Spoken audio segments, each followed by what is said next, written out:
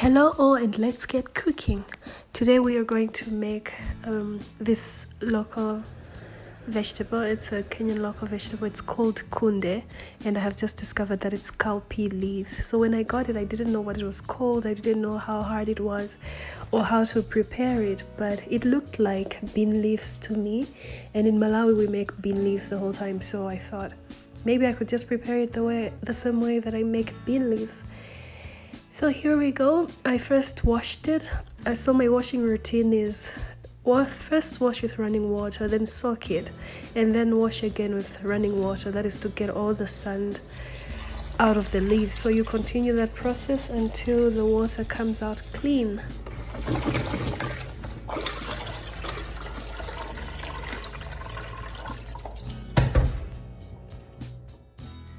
So now let's get chopping, but make sure that you don't cut them too small because we're going to use bicarbonate of soda, which makes the vegetable quite soft. So you don't want soft and tiny vegetables.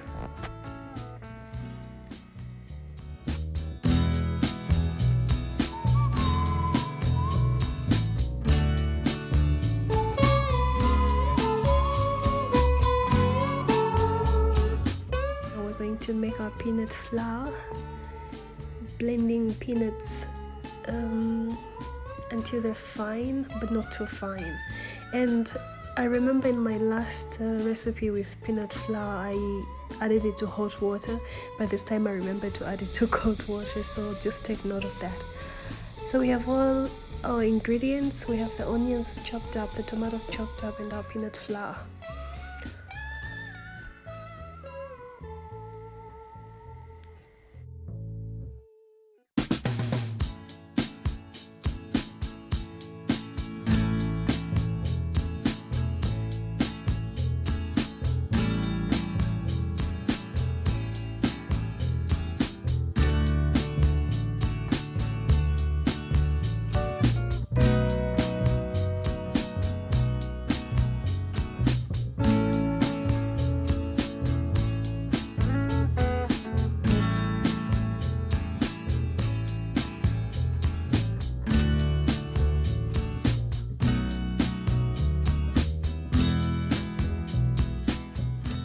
So the reason why we add the peanut flour into cold water is because it doesn't make lumps. When you add it to hot water, it easily makes lumps.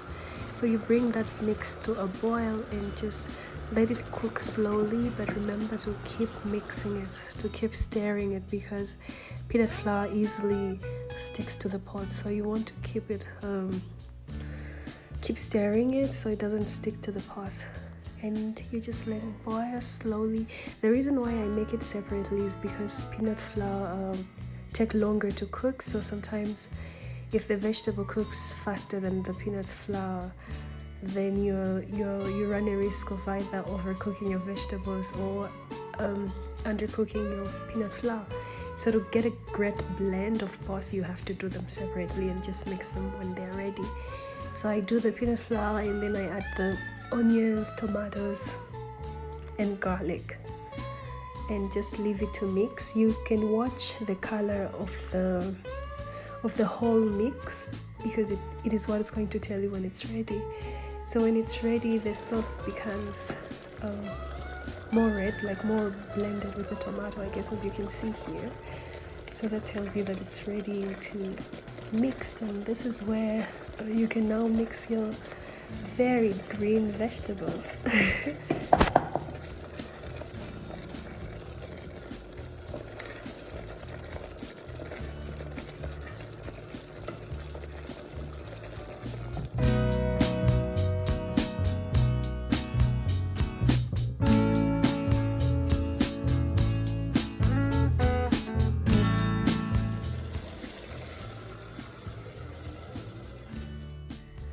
So when it's almost ready, you mix up all the remaining ingredients, and this is when now you get it ready to simmer, because you want all the flavors from the tomatoes, from the peanut flour, from the onions, from the garlic to just come together to create the most wonderful taste.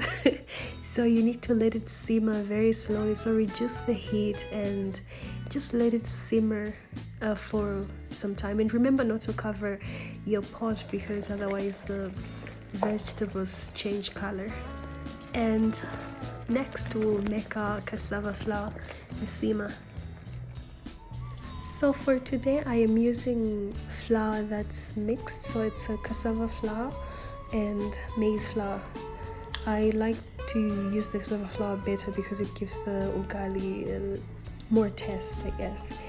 And this is how we do it. And I remember in the last video as well, I added the maize flour or the cassava flour to boiling water, and that made lumps. So once again, remember to add it when the water is still cold, or what you can do is mix it with cold water and then do a little bit of cold water, mix it with the maize, with the cassava flour, and then mix it into the boiling water, if that makes sense.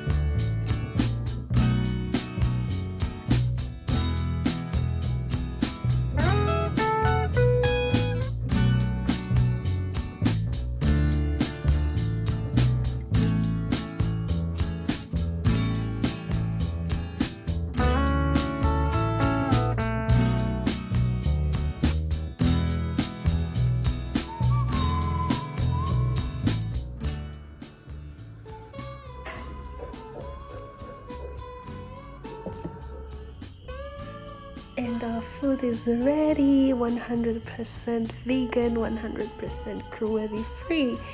I definitely loved it. It came out great. So thank you guys for watching.